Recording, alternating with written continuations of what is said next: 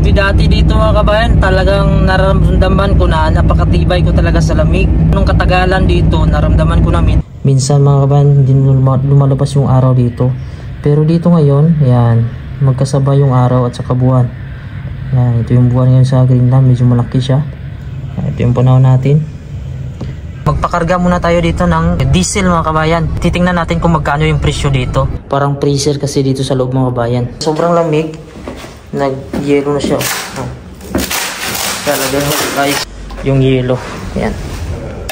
Sobrang lamig. Good morning mga kabayan. So ngayong araw ay papasok tayo papunta ng trabaho. So hindi tayo nakapasok ng mga nakaraang araw mga kabayan dahil nagkasakit tayo. Yan, ganito araw-araw mga kabayan. Pag pumapasok ako, sobrang dilim talaga. Pag winter, madalas hindi mo na makikita yung araw. Dito sa Greenland mga kabayan, kahit masama yung pakiramdam mo, basta kaya mo lang magtrabaho. Minsan pinipilit ko talaga magtrabaho, basta kaya ko lang ng katawan ko dahil per hour kasi ang bayad dito.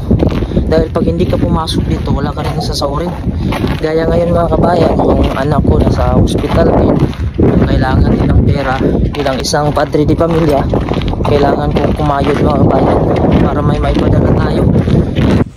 Pag ganito yung panahon mga kabayan, napakasakit ng lamig. Mapapansin nyo, medyo malakas-lakas yung hangin. Pag umama sa katawan mo, talagang masakit. Isa sa matinding challenge dito tuwing umaga ang pagising sa Greenland. Dahil sa sobrang lamig, ang sarap pa rin matulog mga kabayan. Kahit natulog ka ng 12 hours, feeling mo pagkagising mo ng umaga, kulang pa rin yung tulog mo. Dahil ang hirap talagang imulat yung mata mga kabayan. Magtatlong taon na ako dito sa Greenland, pero sa awa ng Diyos, never pa akong nagkasakit. Nitong nakaraan lang, first time kong magkasakit dito. Siguro dahil ay parang tinamaan na talaga ako ng lamig. Nung dati kasi, nung nagtatrabaho ako dito, parang kinakaya ko lang yung lamig. Kahit minsan napapasukan na ako ng lamig sa katawan. Pero may epekto pala yun sa katawan habang tumatagal. Yung na-search ko na sa mga kabayan, di talaga maganda pala yung lamig.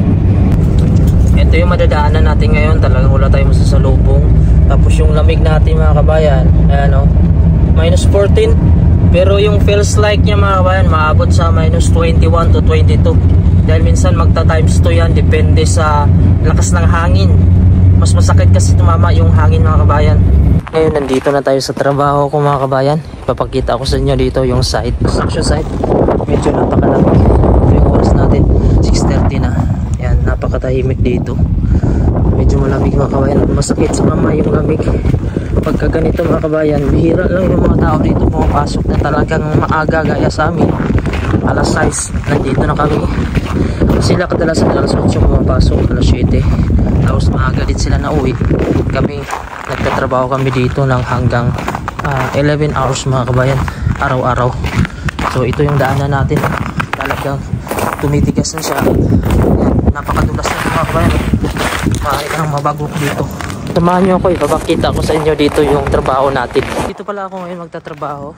Itong building na ito mga kabayan. So ang gagawin ko dito ay magbubutas tayo ng mga daanan ng wire o mga pipe.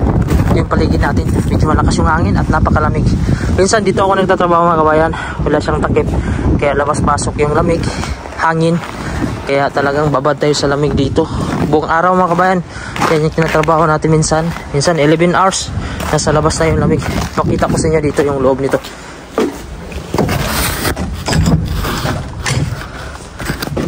Ito yung loob nito mga kabayan. Wala pa tong heater. Tapos wala pa siyang mga insulation. Yan, simento pa lang yan. Kaya itong loob yun ay nagmo-moist. Ayan o. Tingnan nyo naman yan o. Kung gano'n dito. Nagmo-moist siya. At parang freezer sa loob. Ayan, mga ice na yan mga kabayan. Tumigas na ice. Ayan. So yung mga floor natin tumitigas. Dahil nga, wala pa siyang yan, mga insulation sa gilid. Pasok pa rin yung hangin. Ayan, so sobrang lamig dito. Nag-a-ice yung mga semento. So ang gagawin ko dito, magbubutas tayo dito. Ayan, bubutasan natin yung mga daanan ng mga wire. Ito yung floor natin dito mga kabayan. No? Sa sobrang lamig, nag-yelo na siya. Talagang nag-ice siya. Kaya dito sa loob mga kabayan, parang freezer. Ayan. Nag-ilo sa sobrang lamig. Kaya dito sa loob talagang ma-feel mo na parang freezer. Kaya suot natin yung balot na balot. Tapos ito yung labas natin. Yan, napakatahimik oh. Mga sasakyan na lang makita mo. Tapos yung snow sa labas oh, halos hindi na talaga maubos-ubos. Isang linggo naman kaya hindi nag-snow. Pero ganyan pa rin yung snow. Pag nag-snow ito, talagang yung kalsada niyan ay talagang aapaw na naman yung snow. Ayan, nandito na ako ngayon sa rooftop mga kabayan. Pag nagtatrabaho ko dito ng matagal, yung ilong ko, ayan, tumutulo yung tubig. Hindi naman siya sipon kasi tubig lang siya mga kabayan tumutulo ko dahil sa sobrang lamig dito. Parang freezer kasi dito sa loob mga kabayan. Ito yung pinaka-roof ng building na ito. Kahoy lang talaga siya. Sa dulo na yun mga kabayan, dyan na yung mga snow. Tapos ito, yung floor natin. Oh. Ayan, so nag-yelo siya dito at napakadulas. Ayan. Dahil sa sobrang lamig yan mga kabayan, nag-yelo siya. Minsan napasok yung mga snow dito. Nung open pa ito, ito na yung mga naiwan. Tapos yan, bababa tayo, babakita ko sa inyo kung ano yung design dito ng mga apartment. Ito na yung pinaka-roof. Ayan o, langit na yan mga kabayan. Bali, 4th floor para ito. Yan, bababa natin. Pakita ko sa inyo yung apartment dito ah. Yan. So ito yung sample ng apartment. Depende ito sa klase. Dito naman may 3 apartment dito. Pero sa isang apartment mayroon siyang 3 kwarto. Ito isang apartment to. Kung ikaw ang may-ari, bali may CR na yan. May 3 kwarto yan mga kabayan. Ito naman mga kuwan lang to. Kunti lang yung members sa family. Isang anak kasi isang kwarto lang yan. May kusina. Yan isang kwarto. So 3 apartment dito. Tapos ito yung stock room nila. Ngayon papasok muna ako dun sa container mga kabayan. Iinom muna tayo ng tubig at pagpait.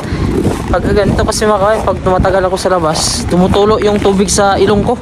Kaya yun na nadi-dehydrate tayo. Ngayon maliwanag na dito ngayon mga kabayan dahil ang oras natin ay alas 12:30 na. Tingnan nyo yung pader dito. Ayan, nag-iilo siya mga kabayan sa sobrang lamig. Ito magaganda yung mga bahay dito. Ayan, so makikita na natin yung view. Ayan, ganyan na yung Greenland ngayon. Ganyan yung mga sinaunang bahay. Mga bungalow type lang yan mga bayan. Ang mga bagong ngayon yung ginagawa, ganito na. Ayan, mga building. Dito tayo sa itaas mga bayan, sa pinaka-roof ng bahay. Ito yung roof niya. Bali hanggang dito, papunta dun sa dulo. Yung buong apartment na ito. Punta tayo dun sa dulo mga kabayan, sa kabilang apartment tayo. Dahil magsusukat tayo ng linya. Ayan o, nagmumos yung daanan natin dito. Ito yung kalahati niya. Ito. Ayan, ito yung kalahati ng apartment dito. Kasi nahati ito sa dalawa. Ayan. Tapos papunta tayo dun sa unahan. Magmamarking tayo mga kabayan bago natin butasan. Ito yung ganito yung pagkagawa ng mga bahay dito. Mayroon siyang mga kahoy na pundasyon sa itaas. Brace na dikit-dikit. Ayan. Ayan o. Pumasok yung mga snow dito dahil may butas dyan. So ang daming insulation dyan mga kabayan. Yan ang ilalagay dyan sa itaas at sa mga gilid. Tapos ito yung wire namin. Yung yellow. Yan. Sobrang lamig. Ano ba sa itaas? Kaya delikado yan pag nasa labas ka tapos matataas. Pag nahulog sa ulo mo yan mga kabayan, tusok talaga. Dito kasi yan ang galing sa itaas. Ganito nakaliwanag sa labas mga kabayan. Swerte ngayon lumabas yung araw. Dahil sa sobrang lamig dito sa loob, ito na iwanan na tubig dito. Nag-yelo na siya. Yan, yelo na mga kabayan. Napakaganda dahil lumabas yung araw. Ayan, pag ganito mga kabayan, napakagandang panahon. Kaso malamig pa rin dahil mayroong hangin. Yung oras natin ngayon ay alas 3 na ng hapon. Swerte ngayon dahil sumikat yung araw. Pero lumabas yung buwan mga kabayan.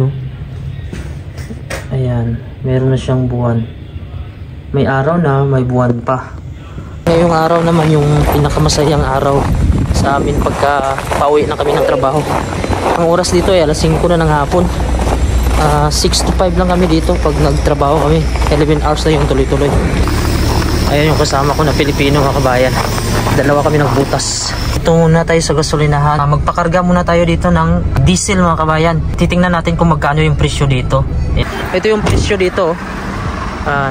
Yung price niya 5 kroner mga kabayan.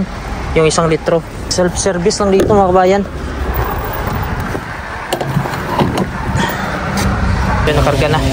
Matakbo na. Yan, so magbabayad muna tayo dito mga kabayan. Yan yung sasakyan natin. Dito tayo magbabayad.